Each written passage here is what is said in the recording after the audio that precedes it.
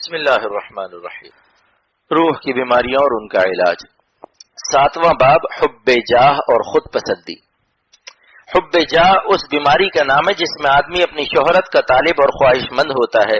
مخلوق میں بڑا بننے کا شوق بھی نہایت خطرناک مرض ہے اور اسی بیماری کے سبب حق بات قبول کرنے سے محروم رہتا ہے.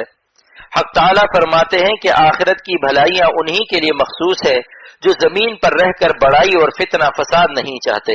رسول اکرم صلی اللہ علیہ وسلم فرماتے ہیں کہ 2 بھیڑی اگر بکریوں کے گلے میں آ پڑیں تو وہ اتنا نقصان نہ کریں گے جتنے مال اور جاہ کی محبت دیندار مسلمان کے دین کو نقصان کرتی ہے. شہرت کی آرزو یا خواہش حرام ہے، ہاں اگر بدون چاہے کسی کو حق تعالیٰ ہی مشہور فرما دیں، جیسا کہ اولیاء کرام اور بزرگان دین کی شہرت ہے تو حق تعالیٰ ہی ان کی حفاظت فرماتے ہیں، کیونکہ انہوں نے جاہ اور شہرت چاہی نہ تھی، صرف اللہ تعالیٰ کی رضا کے لیے طاعت کی تھی، اور جس حالت میں خدا تعالیٰ نے رکھا راضی رہے، اس سبب سے نہ وہ حب جاہ میں مبتلا ہوئے نہ حب مال میں. پس ولی کبھی مشہور ہوتا ہے لیکن مفتون نہیں ہوتا. رسالہ قشیریہ. حب جاہ کا مریض ہر وقت یہ چاہتا ہے کہ لوگ میری تعریف کیا کریں اور اپنی تعریف سن کر اس کا نفس خوب موٹا ہو جاتا ہے. جانور فربا شود از راہ نوش، جانور فربا شود از راہ نوش، آدمی فربا شود از راہ گوش، آدمی فربا شود از راہ گوش. جانور تو بھوسا گھاس سے موٹا ہوتا ہے اور آدمی کان کی راہ سے اپنی تعریف سن کر موٹا ہوتا ہے. علاج. اس کا علاج بھی موت کی یاد ہے. اگر ساری دنیا میرے قدموں میں لگ جائے تو قبر میں کیا ہوگا؟ وہاں کون سلام کرنے آئے گا اور کس کی تعریف کام آئے گی؟ ایسی فانی خوشی چند دن کی کس کام کی؟ ایسی خوشی حاصل کرے جو کبھی فنا نہ ہو، اور وہ حق تعالی سے تعلق اور ان کو راضی کرنا ہے. جب کوئی تعریف کرے تو یہ سوچے کہ یہ حق تعالی کی ستاری ہے، ظاہری اور باطنی اور معنوی تمام نجاستوں کو چھپا رکھا ہے. حسی نجاست یہ ہے کہ پیٹ میں پیشاب اور پخانہ بھرا ہے. اگر کوئی سوراخ پیٹ میں ہوتا اس سے بھپکا بدبودار نکلا کرتا تو معلوم ہوتا کہ کتنے لوگ آپ کے پاس بیٹھ کر آپ کی تعریف کرتے. پس حق تعالیٰ کا شکر بجا لائے کہ اس نے کس طرح ستاری کے ساتھ پیدا فرمایا ہے. اس طرح معنوی نجاست یعنی گناہوں کا معاملہ ہے کہ حق تعالیٰ ہمارے عیوب کو چھپائے ہوئے ہیں، اور دل میں جو گندے گندے شہوت کے خیالات آتے ہیں اگر ان خیالات سے مخلوق کو آگاہی ہو جاوے تو معلوم ہوگا پھر حضرت اور شیخ صاحب کے القاب کون استعمال کرتا ہے. پس حق تعالیٰ کی ستاری ہے کہ وہ ہمارے گندے وساوس اور گندے اعمال پر مخلوق کو مطلع نہیں فرماتے. لیکن حق تعالیٰ کی ستاری کا شکریہ کیا یہی ہے کہ ہم اپنے کو بڑا سمجھیں یا مخلوق سے تعریف چاہنے لگیں، بلکہ اور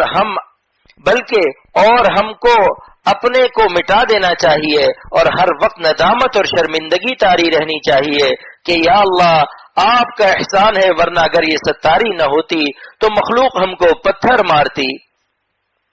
فقیری اصل یہی ہے کہ اپنے کو مٹا دے.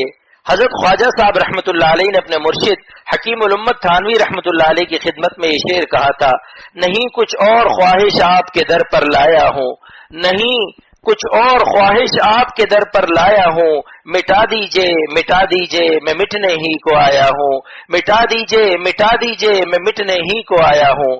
جب اپنے اعمال کی قبولیت کا پتہ نہیں اور یقینی فیصلے کا علم قیامت میں ہوگا تو پھر مخلوق سے تعریف چاہنا اور اس پر خوش ہونا نادانی ہے. جو مخلوق ضعیف اور عاجز ہے اور کوئی نفع نقصان اس کے ہاتھ میں نہیں، اس سے تعریف چاہنا بھی بیکار ہے.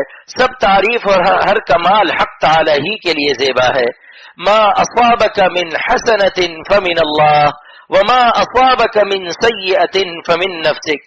حق تعالی ارشاد فرماتے ہیں کہ جو تم کو نیکیاں اور بھلائیاں پہنچتی ہیں وہ اللہ کی طرف سے ہیں، اور جو برائیاں ہیں وہ تمہارے نفس کی طرف سے ہیں. یہ بیماری بھی کسی شیخ کامل کی صحبت اور خدمت ہی سے جاتی ہے. اللہ تعالیٰ توفیق بخشیں، آمین. اے تو افلاطون و جالینوس ماں، اے تو افلاطون و جالینوس ماں، اے دوائے نخوت و ناموس ماں، اے دوائے نخوت و ناموس ماں. حق تعالیٰ فرماتے ہیں کہ اپنے نفس کو پاک و صاف اور اچھا نہ سمجھا کرو. یہ کافروں کی شان ہے کہ اپنے اعمال اور اپنے آپ کو اچھا سمجھیں.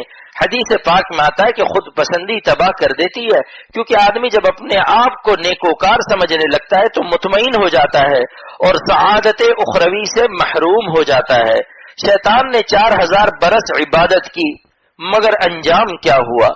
حضرات صحابہ رضی اللہ عنہم اتنے نیک اعمال کے باوجود ہر وقت ڈرتے رہتے تھے، مخافت اللہ یقبل منہم، اس خوف سے کہ نامعلوم قبول بھی ہے یا نہیں۔ اللہ تعالیٰ کے جمال و کمال کے سامنے اپنے جمال و کمال کو دیکھنا ایسا ہے جیسے کوئی عاشق اپنے محبوب کے حسن و جمال کو دیکھنے کے بجائے ایک آئینہ جیب سے نکالے اور اپنا چہرہ اور سنگار دیکھتا رہے تو وہ محبوب ایک تماچا لگا کر اسے بھگا دے گا کہ جب اپنے ہی کو دیکھنا ہے تو یہاں کیوں آیا ہے؟